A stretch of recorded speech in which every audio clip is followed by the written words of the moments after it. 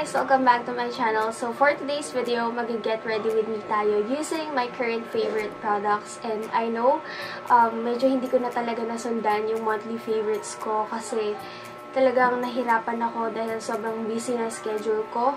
Kaya eto, gumawa na lang ako ng ganitong video para at least ma-share ko sa inyo kung ano yung mga favorite products ko lately. May ilang products na ako dito, like yung pangkilay and yung concealer ko. Ito pa rin yung gamit ko kasi talagang nahihirapan akong maghanap ng ibang products na talagang okay sa akin. So, ito guys, sinasabi ko na agad sa inyo na wala akong bagong concealer and eyebrow pencil. But the rest, mga bagong products. Siguro yung iba dito, nakita niya na sa ibang videos ko, pero hindi nyo pa talaga nakita na tinry ko siya on cam. So, yeah, without any further ado, let's get started. Sensya na guys kung may electric fan ako ngayon dito kasi sobrang init talaga. Hindi ko maintindihan yung panahon, parang summer, pero October naman na. So, hindi ko talaga kayang hindi mag-electric fan. So, first, tapos ako maglagay ng moisturizer and yung ginamit ko is yung tomato serum from Skinpotions. And then, proceed na ako agad sa concealer kasi hindi naman ako lately nagpa-primer kapag hindi naman ako yung naka-foundation. So, for me, hindi naman siya ganun kailangan. Nag-moisturizer lang talaga ako. So, mag-a-apply na ako ng concealer.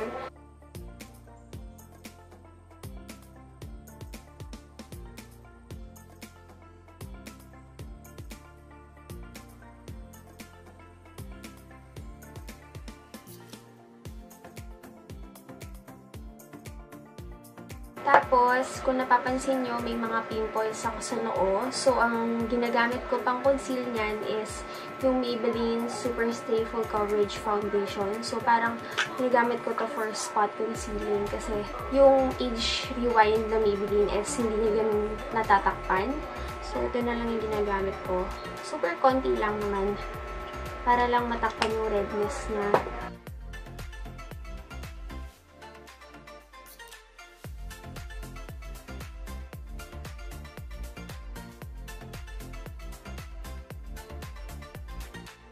So, as you can see, natakpan na yung pimples. Tapos, i-blend ko lang yung concealer using damp sponge.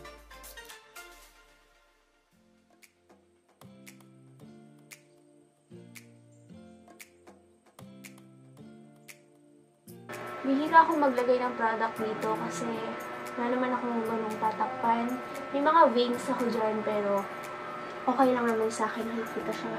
Bago ko siya iset, maglalagay ako ng cheek tint. This is from Skinfairy. Ito yung recent na ginawan ko ng lip swatches. So, favorite ko is Clumsy. Ito yung ginagamit ko for my cheeks.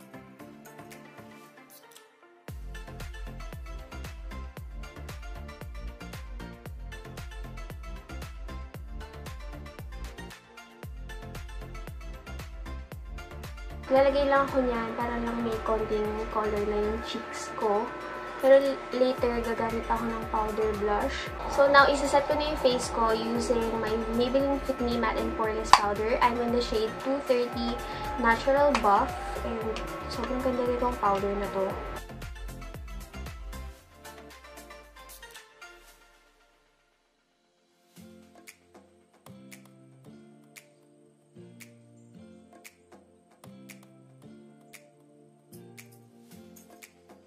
After ko mag-powder, magkikilay na ako. And I think i-skip ko na yung part na to kasi ilang beses dyan ako nakitang magkilay.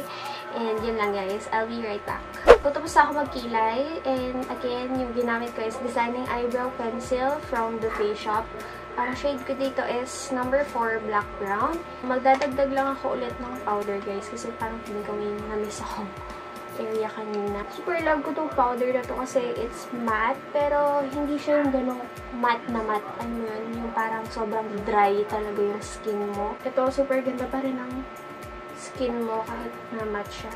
Tsaka, parang nakaka-blur din siya sa pores. Kaya, ang ganda ng itsura niya sa skin. And for my blush, ang gagamitin ko is Wet n Wild Color Icon in the shade Mellow.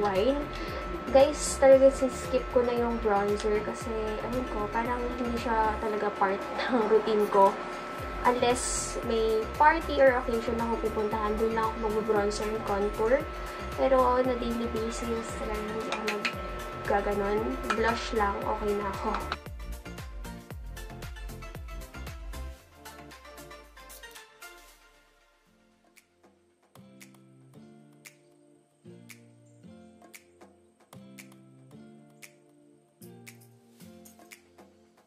Itong blush na to guys, kahit na mura siya, nagtatagal siya sa akin. So, tama na yung blush kasi hindi lang gaano kahalata sa camera, pero sa personal, sobrang ano na niya. Sobrang pula na ng cheeks, kaya i-stop ko na siya. After ng blush, magka-curl na ako ng lashes, and yung gamit ko is from Features and Sheets. So, yan. Curl ko lang.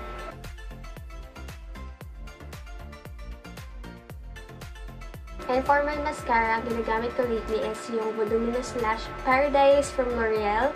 And super love ko to. Kasi talagang na-hold niya yung curl ng lashes. And hindi siya nagsismudge. It's waterproof.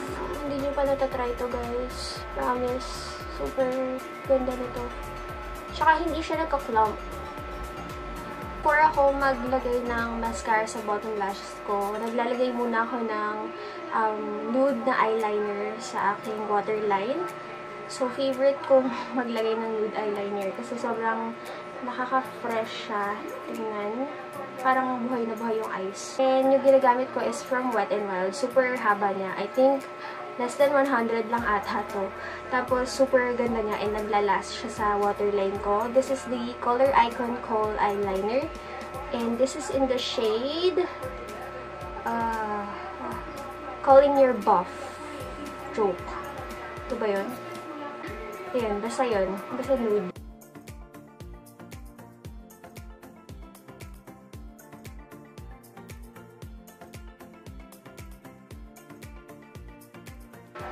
Tapos, maglalagay na ako ng mascara sa aking bottom lashes.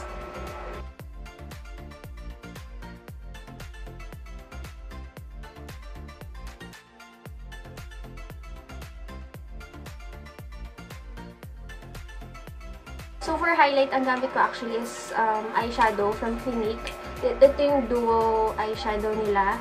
Ang shade niya is number 1 Light Mink. So, ito siya. Yung color na to.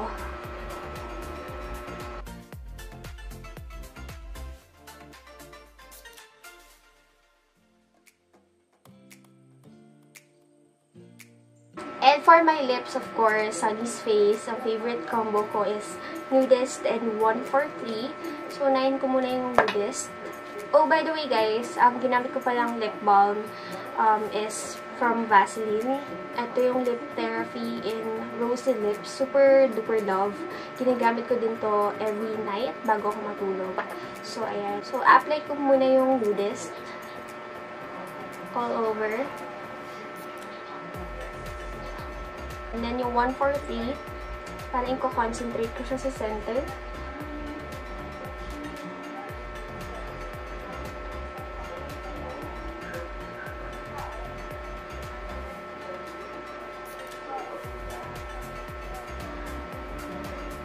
This is the final look, guys. Super natural and perfect siya for everyday. I hope nag-enjoy kayo sa video na to. And tatapusin ko na yung video before pa mawala ng tuluyan yung araw. That's it, guys. And I'll see you on my next one. Bye!